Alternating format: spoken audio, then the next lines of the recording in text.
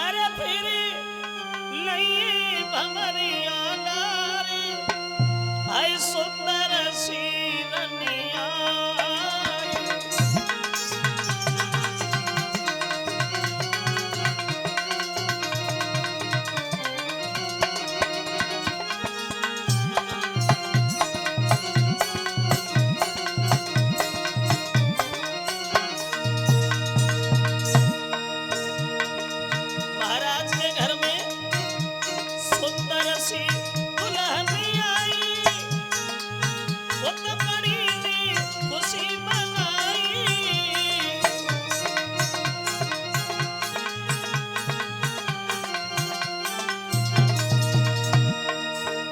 सुंदर सी दुल्हन आई उत बड़ी ने खुशी मनाई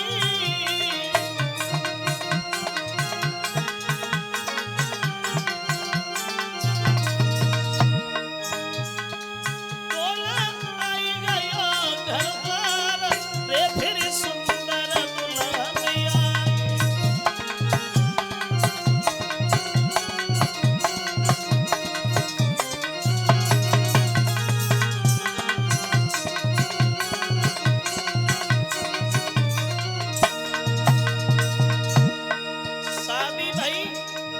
दूसरी पत्नी घर में आई ऐसा ही नहीं द्वार में आ गया बोला हमारी रानी सुन पाई है तू भज के प्रेम को लइए तू भज के प्रेम को लइए तुरंत दासी पठाई है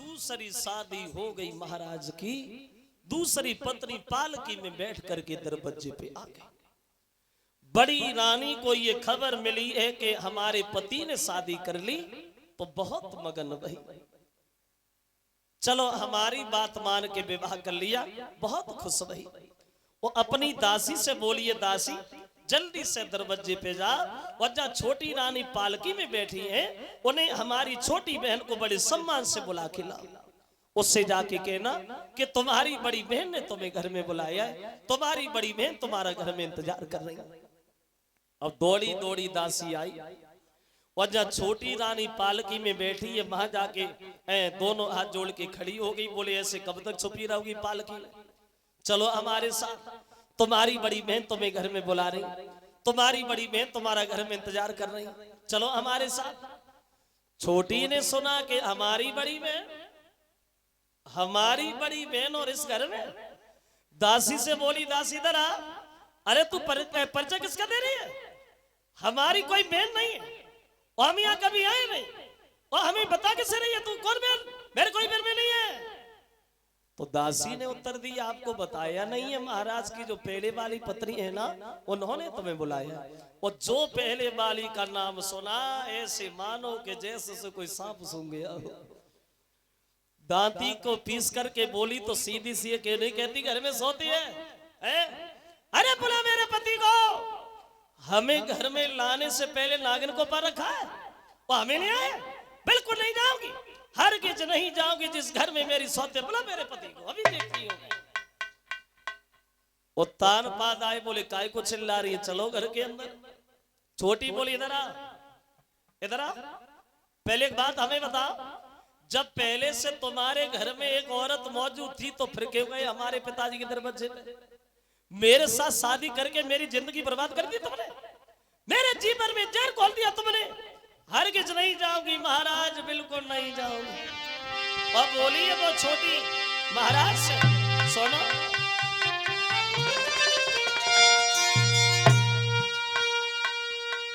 जब एक तुम्हारे रानी थी तो हमें व्यर्थ ले आए हो अब भोग करने को और कोई थी कोई का बाहर में धोखे लाए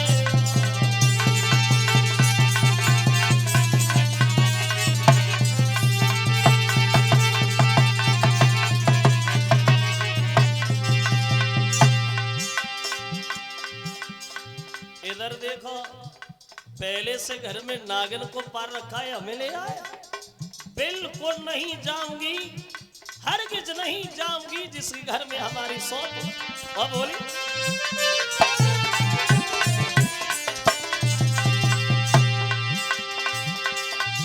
जब एक तुम्हारे रानी थी तो हमें रखले बभोग करने को काफी दीवों का भारा में धोखे लाया।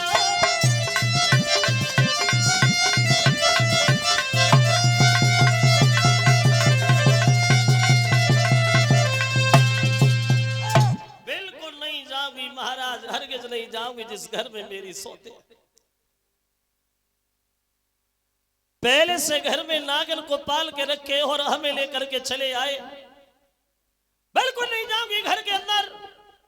तो उत्तानपाद बोले अब अपनी कहेगी हमारी भी सुनेगी।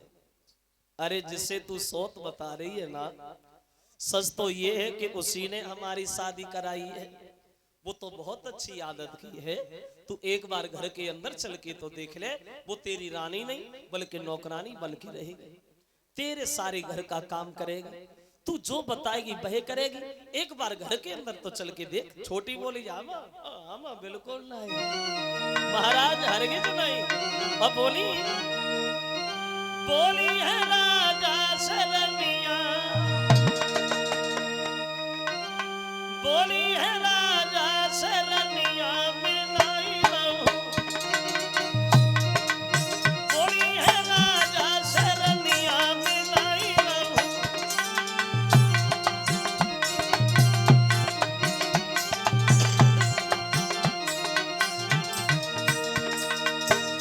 सुनो जो तुम हमको घर में रखो, जो तुम हमको घर में रखो,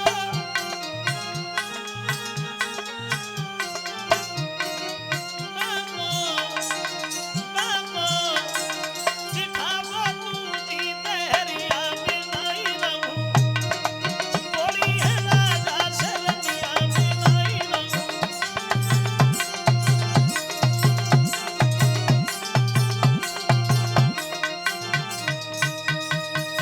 बिल्कुल नहीं जाएंगे महाराज, और हम तब तक नहीं जाएंगे जब तक वो सौत इस घर में रहेगी। अगर आप उसे रखना चाहते हो तो हमारे ऊपर एक एहसान करो, हमारी डोली हमारे पिताजी घर पे वापस भेज दो। और अगर हमें रखना चाहते हो तो उस नागिन को घर से निकाल करके बाहर फेंक दो। सीधी सी बात है, जहां वो रहेगी वहां मैं नहीं रहूंगी, और जहां मैं रहूंगी वहां वो नहीं रहेगी। अरे वो तो हमारी सौते, हमें तो सौत के नाम से ही जलन है। और बोली मेरे पिया सौत की भसमौरे और मोए नाए सुहावे,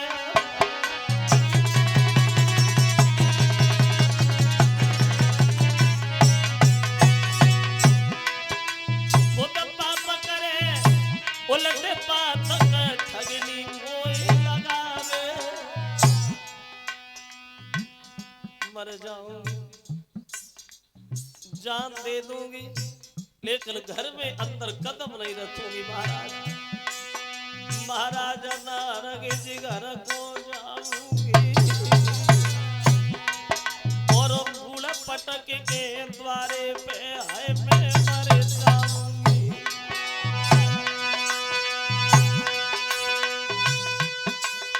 महाराज मैं हरगिज घर को जाऊंगी और बूढ़ा पटक के द्वारे पे है मैं मर जाऊंगी।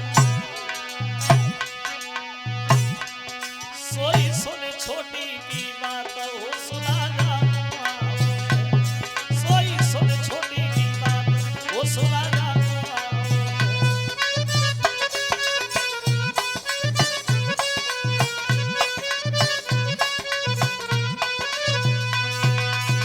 साफ शब्दों में कह दिया छोटी ने, महाराज हम रहेंगे तो वो नहीं रहेगी, वो रहेगी तो हम नहीं रहेंगे। समझ गए? वो तानपाद बोले अब हमारे दिमाग में आ गया कि तेरे दिल में उसके लिए कोई जगह है ही नहीं। वो दासी से चिल्लाते हुए बोले, हमारी मौं की तरफ देख रही है? जा। कितनी बार मैंने उससे कहा कि मेरी शादी न कराए, उसने एक नहीं मानी। अब वो आए से समझाए ले जाए। बड़ी रानी को खबर मिली है कि शादी तो हो गई, लेकिन मेरी सौती घर में आने से मना कर रही है। तो दौड़ी दौड़ी द्वार पे आई और जहाँ छोटी रानी पालकी में बैठी, उसके सामने दोनों हाथ जोड़ के खड़ी हो गई। बोली, बहन, हमने ये सुना है कि तुम घर में नहीं जा रही, तुम घर के अंदर चली चलो। हमने शादी इसलिए थोड़ी कराई थी कि घर में कलह हो, कलेश हो। हमने तो शादी इसलिए कराई थी घर में सुख शांति है। तू घर के अंदर चली चल। मैं तेरी रानी नहीं बल्कि नौकरानी बन के रहूंगी, तेरे सारे घर का काम करती रहूंगी, एक कोने में मैं पड़ी रहूंगी।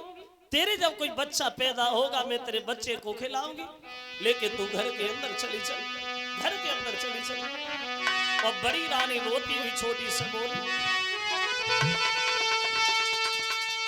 चलो संभालो ना घर को, अभी तेरी दासी बन जाऊंगी।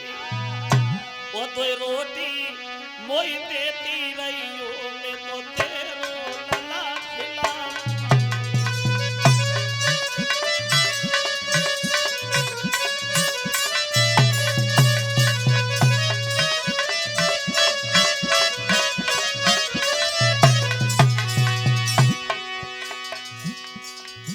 अंदर चली चल, तू सोएगी जब सीढ़ियां पे, मैं तेरे पैर दबाऊंगी। और जो ना घर को चली, मैंने ना पति को मुख दिखाऊंगी। मैंने क्या कहा? घर के अंदर एक बार तू चल के देख ले, एक बार चल के देख ले। रोने लगी।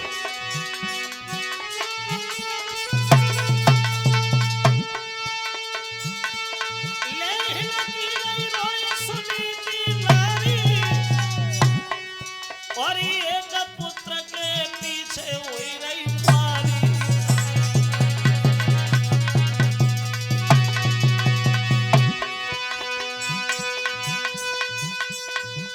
महाराज व्याकुल दिल में होने लगी। अब पूरब करी गई बेटी महारानी द्वार पे रोने लगी।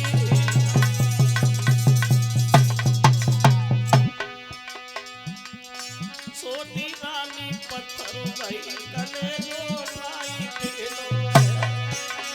छोटी रानी पत्थर भाई कले जो लाई दिलो।